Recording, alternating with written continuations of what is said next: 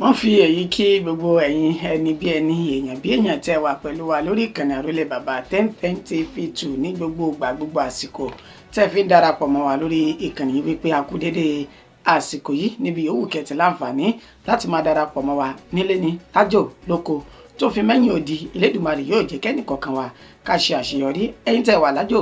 ẹ̀ kórè òkò délé láṣẹ lọ́wọ́ Elédùmarè ìròyìn fún ti àsìkò yìí ó náà láṣẹ bẹ́ẹ̀ tá tó mọ́ wá sójú mọ́ máwòrán wa pẹ̀lú bó ṣe jẹ́ pé ìṣe wa náà ni àṣà wa ni láti máa fún wa ní ìròyìn náà ní fẹ́rẹ́ jogi bó bá ti ṣe ń balẹ̀ orúkọ oníròyìn kò yí padà àyànfẹ́ Elédùmarè ni ṣáájú ẹgbọ́n kókó tó wà nínú ìròyìn náà ká tó máa ka ẹ̀kúnrẹ́rẹ́ lórí ipasẹ̀ rẹ̀ ní ètò ìṣèjọba mi yóò ti máa tẹ̀síwájú Tinubu ló sọ bẹ́ẹ̀ fún ààrẹ àná Muhammadu Buhari nínú ọ̀rọ̀ ìkíni rẹ̀ lásìkò ayẹyẹ ọjọ́ ìbí ààrẹ àná náà. Pẹ̀lú bí Buhari ṣe ń ṣe ayẹyẹ ọdún kejìlélọ́gọ́rin lókè èèpẹ̀ bàbá Buhari ò yẹ lẹ́ni tó yẹ kó máa dunnú rárá bẹ́ẹ̀ irú wọn ò tọ́ sí ìdùnnú bí tí ń wù kó máa torí pé odidi ọdún 8 gbáko ló fi bà orílẹ̀-èdè Nàìjíríà jẹ́ Sowore ló sọ èyí di mímọ̀. Kò dín ní owó tó tó 2.3 trillion naira tí àwọn ọmọ orílẹ̀-èdè yìí san gẹ́gẹ́ bí owó ìtúsílẹ̀ fáwọn ajínigbé láàrin oṣù 12 péré àjọ NBS ló sọ èyí di mímọ̀. Ní ìpínlẹ̀ Ògùn níbẹ̀ ni ọ̀pọ̀n sọ̀kan báyìí ìgbìmọ̀ àwọn olóyè ilẹ̀ Ẹ̀gbá ti fọwọ́ òsì júwe ilé fún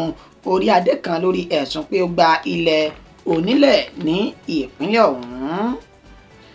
Ẹ jẹ́ ká lọ sí ìpínlẹ̀ Delta báyìí níbi tí ìyá arábìnrin kan tó ṣe bẹ́ẹ̀ ṣekú pa ọmọ rẹ̀ oṣù 10 nítorí pé wọ́n ní ọmọ náà kò ní bàbá fún un.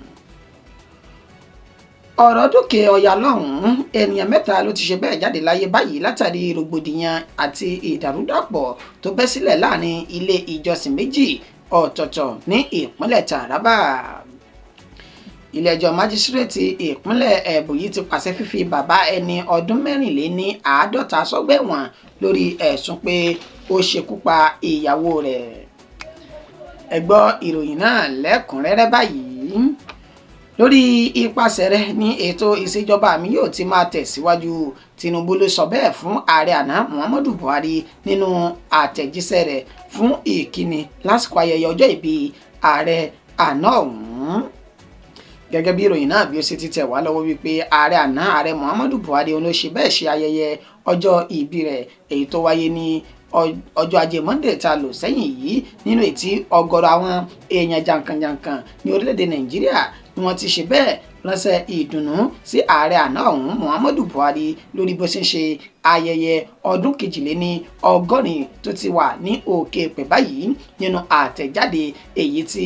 ààrẹ Bọ́lá Ahmed Tinubu gangan fúnra rẹ̀ tó pilẹ̀kọ tó sì buwọ́lù fúnra lára rẹ̀ ibẹ̀ ló ti ṣe bẹ́ẹ̀ náwó ìdùnnú sí ààrẹ àná ọ̀hún nínú ètò ti júwe ààrẹ àná Muhammadu Buhari gẹ́gẹ́ bí olùfọkànsìn àti aládùúrótì orílẹ̀-èdè Nàìjíríà nínú gbogbo akitiyan ààrẹ Muhammadu Buhari tó jẹ́ pé ó ṣe ààrẹ lánàá ó ní gbogbo akitiyan rẹ̀ láti lè mú kí ìdàgbàsókè tó lámìlaka kó bá orílẹ̀-èdè Nàìjíríà nínú àtẹ̀jáde náà ó ní ààrẹ Bọ́lá Ahmed Tinubu ló ti sọ ààrẹ kò ṣàì mẹ́nuba gbogbo ìjákulẹ̀ èyí tí ààrẹ àná ọ̀hún Muhammadu Buhari tó kojú lásìkò tó ń díje sí ipò ààrẹ orílẹ̀-èdè yìí nínú ọdún 2003, 2007 àti 2011 nínú ètò wa ní gbogbo ìgbìyànjú àti ìmọ̀kànrẹ̀lẹ̀ tó ti jẹ́ wípé nínú ètò jẹ́ wípé ó ṣe gbogbo ìgbésẹ̀ náà láti lè kọ́ni lẹ́kọ̀ọ́ wípé a kò gbọ́dọ̀ tẹ̀tì nínú ìgbìyànjú wa nínú ètò sì mú ààrẹ tó fi jáwé olúborí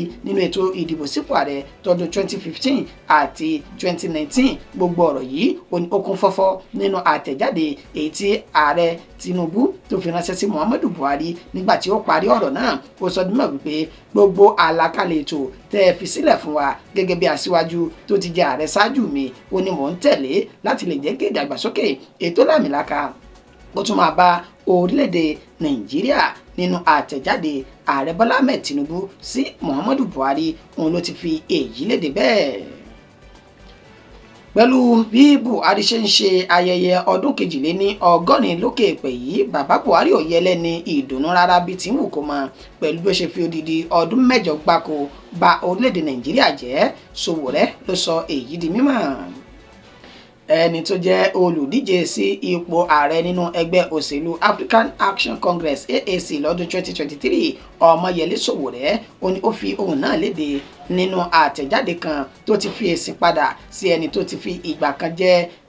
olùdámọ̀ràn pàtàkì fún ààrẹ Bọ́lá Ahmed Tinubu lórí ètò ìròyìn Bashir Ahmad nínú ètò fi jáde lójú òpó ayélujára X rẹ̀ lánàá òde yìí, níbi tó ti kí ààrẹ Bọ́lá Ahmed Tinubu wípé ẹ kú ayẹyẹ orí kádùn yín bàbá, ẹ yóò pẹ́ bí pẹ́pẹ́ ṣe ń pẹ́, ẹ sì máa wà bí wàwà sí ń wà. Nígbà tí Ọmọyẹlé Sowore tí ó máa fi èsì padà sí àtẹ̀jíṣẹ́ ọ̀hún, ó ní nínú èrò títòun o kò ààrẹ nínú èrò títòun o Muhammadu Buhari tó jẹ́ ààrẹ àná kò yẹ lẹ́ni tó yẹ kó máa dùnnú, bẹ́ẹ̀ ni irú wọn kò yẹ lẹ́ni tí ìfọ̀kànbalẹ̀ yóò wà ní àkàtà wọn. Ó nítorí gbogbo ọdún 8 gbáko èyí tí ààrẹ àná náà tó lò lórí àléfà òun ló fi kó wàhálà àti làásìgbò tó fi mọ́ ìdàrúdàpọ̀ àti ebi tó ti fi kó bá orílẹ̀-èdè Nàìjíríà. Ó ní kí ni ìdùnnú tó yẹ kí ààrẹ àná ọ̀hún kó máa rí nígbà tí ó bà ọ̀pọ̀lọpọ̀ ìdílé jẹ́ tó sì sọ ọ̀pọ̀lọpọ̀ di oníbànújẹ́ ayérayé. Onírú wọn ò yẹ lẹ́nu tí ìdùnnú tó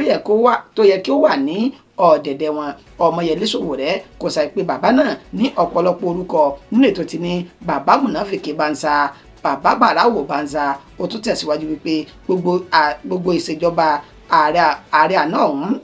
láti ọdún 2015 títí di ọdún 2023 òní ó jẹ́ àkúrẹ̀tẹ̀ tó kó bá orílẹ̀-èdè Nàìjíríà. Òní mélòó la fẹ́ kà nínú eyín Adépèlé? Ẹ jẹ́ ká bójú wo títí rògbòdìyàn EndSARS èyí tó wáyé lọ́dún 2020. Ọ̀gọ̀rọ̀ ẹ̀mí olóṣè bẹ́ẹ̀ tó bá ìṣẹ̀lẹ̀ náà lọ ní abẹ́ àṣẹ àti olùdarí ààrẹ àná náà ni Muhammadu Buhari. Ó ní mélòó tiẹ̀ la wá fẹ́ sọ nínú gbogbo àdánwò àti làásìgbò tí Buhari kó orílẹ̀-èdè Nàìjíríà tó kó sí. Oní tó bá jẹ́ ti tòun pẹ̀lú bó ṣe ń ṣe ayẹyẹ ọjọ́ ìbí yìí, ààrẹ àná ọ̀hún Muhammadu Buhari kò yẹ lẹ́nu tí ìdùnnú tó lè wà ní àkàtà rẹ̀. Èmi kọ́ ni mo sọ bẹ́ẹ̀. Ọmọyẹlé Sowore tó jẹ́ olùdíje sí ipò ààrẹ nínú ẹgbẹ́ òṣèlú African Action Congress AAC lọ́dún 2023 ló fi ìròyìn náà léde. Kò dín ní owó tó tó 2.3 trillion naira tí àwọn ọmọ orílẹ̀-èdè Nàìjíríà san gẹ́gẹ́ bí owó ìtúsílẹ̀ fáwọn ajínigbé láàrin oṣù 12 péré. Àjọ NBS òun ló sọ èyí di mímọ̀. Àjọ tó ń ṣe ìgbéléwọ̀n fún iye owó tó ń jáde ní ilẹ̀ yìí, National Bureau of Statistics, ó ní ó fi èyí léde lásìkò tí wọ́n ń ṣe ìgbéléwọ̀n fún ìwà ọ̀ràn dídá Crime Experience and Security Perception Survey. Ó ní ó fi ìròyìn náà ni wọ́n fi léde nínú àtẹ̀jáde wọn. Wọ́n ṣe ìgbéléwọ̀n iye owó tí àwọn ọmọ orílẹ̀-èdè Nàìjíríà tí wọ́n ti gbé fún àwọn agbésùmọ̀mí látàrí ìkọlù àti ìjínigbé èyí tó bẹ̀rẹ̀ tí wọ́n ṣe ní àti ọjọ́ láti inú oṣù karùn-ún ọdún 2023 títí di oṣù kẹrin ọdún 2024. Nígbà tí wọ́n ṣe àlàkalẹ̀ ètò náà, wọ́n sọ di mímọ̀ wípé iye owó tí orílẹ̀-èdè Nàìjíríà tí wọ́n ti gbé kalẹ̀ fún àwọn agbésùmọ̀mí gẹ́gẹ́ bí owó ìtúsílẹ̀ àwọn ènìyàn tí wọ́n jí gbé ó ní kò dín ní 2.3 trillion naira tí wọ́n ti gbé sílẹ̀ gẹ́gẹ́ bí owó ìtúsílẹ̀ náà. Ó ní gbogbo àwọn owó yìí ó ní ó wọ́pọ̀ jùlọ ní òkè ọ̀yà lọ́hùn, níbi tí ìwà ìgbésùmọ̀mí àti ìjínigbé tó ti pọ̀ jùlọ, tó sì jẹ́ wípé díẹ̀ nínú rẹ̀ wọn ló wà ní ilẹ̀ àwọn ọmọ Biafra, nígbà tí èyí tó kéré jọjọ tó ń bẹ ní ilẹ̀ Káàárọ̀ Oòjíire. Àlàkalẹ̀ tí wọ́n ṣe láti inú oṣù karùn-ún ọdún 2023 sí oṣù kẹrin ọdún 2024 ló ṣe àfihàn rẹ̀ bẹ́ẹ̀. Ní ìpínlẹ̀ Ògùn, ibẹ̀ ni ọpọ́n sún kàn báyìí pẹ̀lú bí ìgbìmọ̀ àwọn olóyè ilẹ̀ Ẹ̀gbá wọ́n sì fi ọwọ́ sí júwe ilé fún orí adé kan lórí ẹ̀sùn pé ó gba ilẹ̀ onílẹ̀ ní ìlú ọ̀hún. Olú ti Ọbáfẹ́ ní ìjọba ìbílẹ̀ Ọbáfẹ́mi Owódé, ìyún Ọba Taofik Owólabí, ó ní wọ́n ti fi ọwọ́ sí júwe ilé fún pé kó fi orí àléfà àwọn bàbá rẹ̀ sílẹ̀ fún odidi oṣù 6 gbáko lórí ẹ̀sùn wípé ó gba ilẹ̀ èyí tó jẹ́ ti ìdílé Agbóòrò Ọlátúndé ní ìlú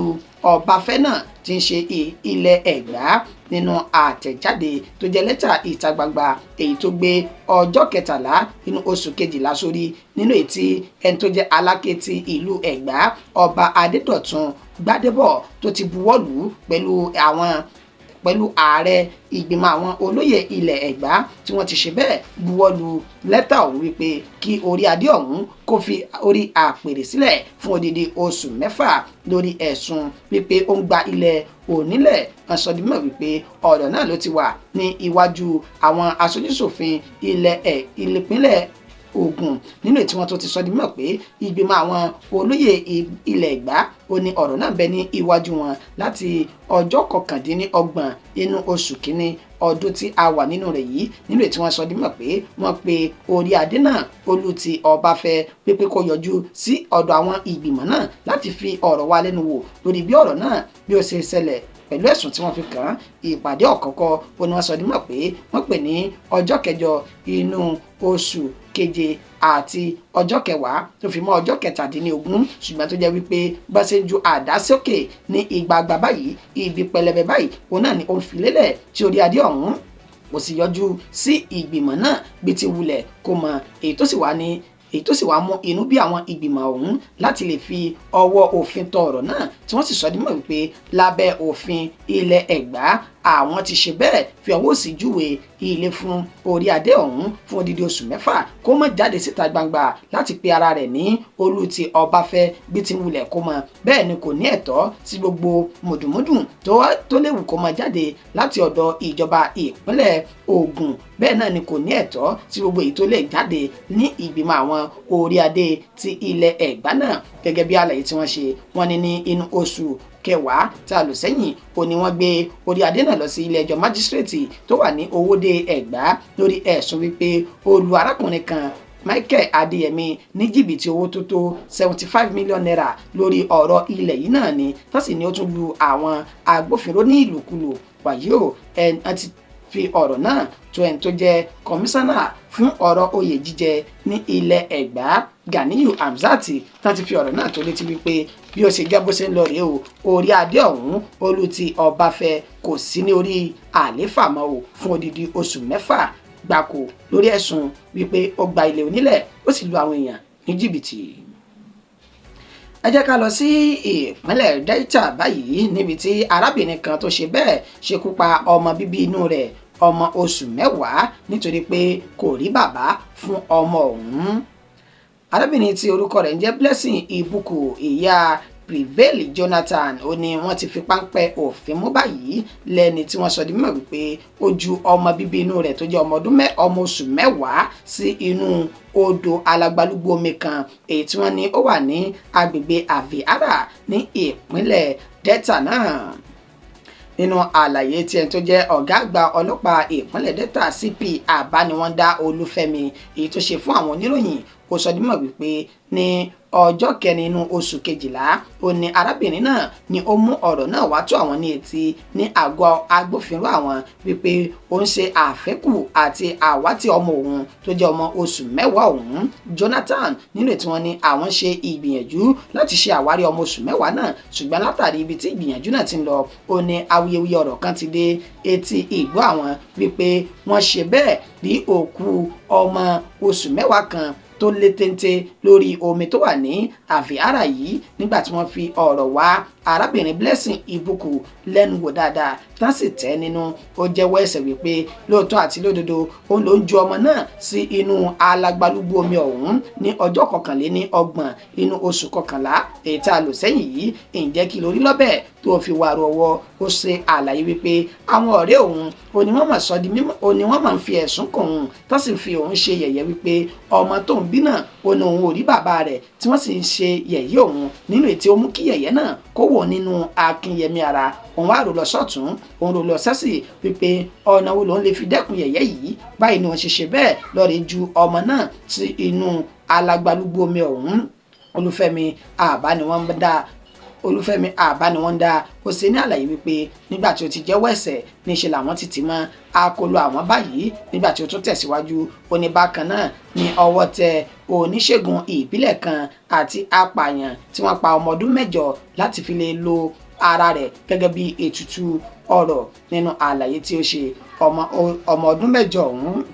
èyí tí bàbá rẹ̀ tó jẹ́ awakọ̀ ojú omi ní ìpínlẹ̀ Delta tí ó pe orúkọ ọmọ náà ní Progress Ifeanyi ó ní ọmọ òun tẹ̀lé ẹni tí ó jẹ́ oníbàárà àwọn Destiny Lawrence lọ sí agbègbè wọn nínú tí ó ní òun bi Destiny Lawrence léèrè wípé òun ò mọ̀ rí ọmọ òun láti bí ọjọ́ mélòó kan tí Destiny sì sọ dímọ̀ pé òun kò mọ̀ nípa ọ̀rọ̀ náà, òun kò tiẹ̀ sì rí Ifeanyi bí ti ń wù kó mọ̀. Nígbà tí ọ̀rọ̀ náà dé ti ìgbọ́ àwọn agbófinró, òun náà fi páńpẹ́ òfin mú Destiny Lawrence tó sì jẹ́wọ́ wípé lóòótọ́ àti lódodo ló ń tan ọmọ náà o Progress Ifeanyi lọ sí inú ilé àkọ́kù kan nínú tí ológun ìbílẹ̀ tán porúkọ rẹ̀ ní Jọ̀nà tí àwọn ti jọ fọwọ́sowọ́pọ̀ tán sì gbẹ̀mí ọmọ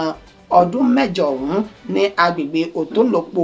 nítorí wípé ó ní tóun bá ṣe bẹ́ẹ̀ wá ọmọ òun wá òun yóò fún ní owó tó tó ẹgbẹ̀rún lọ́nà